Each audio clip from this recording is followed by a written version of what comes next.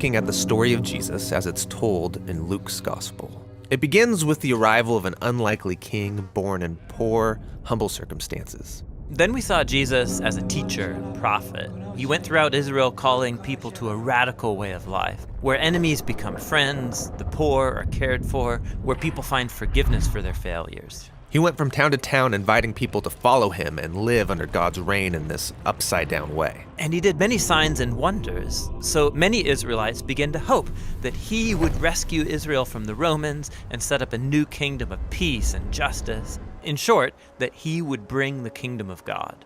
Now, the religious leaders of the day were also hoping for God's kingdom, but to them, the message of Jesus was a threat. Yeah, they had expected to gain power and prestige when this all went down. But Jesus said God's kingdom belongs to the poor, to the outsider, and that real power is serving others in love. This conflict intensified when Jesus, while in Jerusalem, disrupted the temple sacrifices and called Israel's leaders a gang of rebels. So they arrested Jesus, and they had him accused before the Roman authorities of being a rebel king. He was handed over for execution, even though he was innocent. Then he was taken outside the city and put to death on false charges. This brings us to the final section of the Gospel of Luke.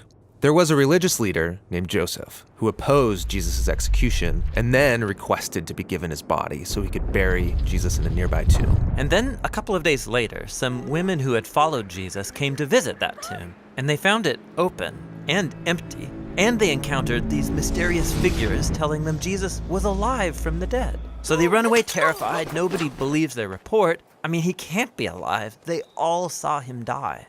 Now, just outside of Jerusalem, a pair of Jesus' followers were leaving the city, traveling on a road to a town called Emmaus, and they were sad and confused about everything that had happened. Then Jesus shows up, walking alongside them, but they don't know it's him.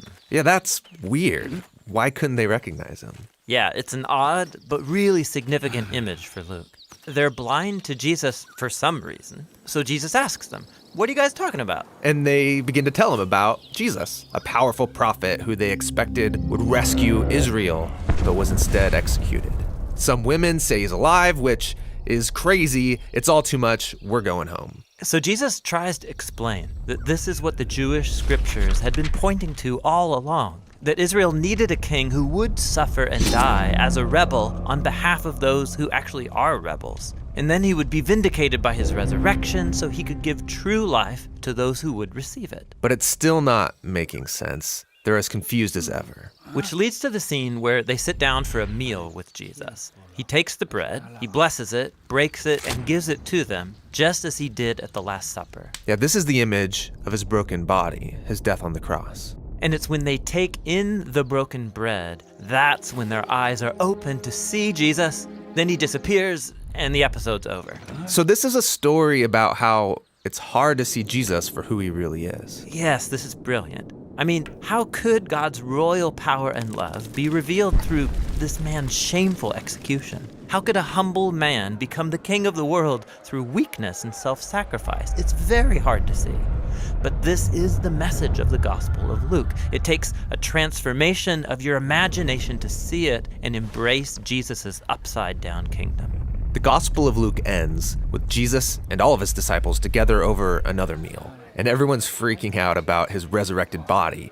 I mean, he's still a human, but way more. Yes, he's passed through death and come out the other side, a walking, talking piece of new creation.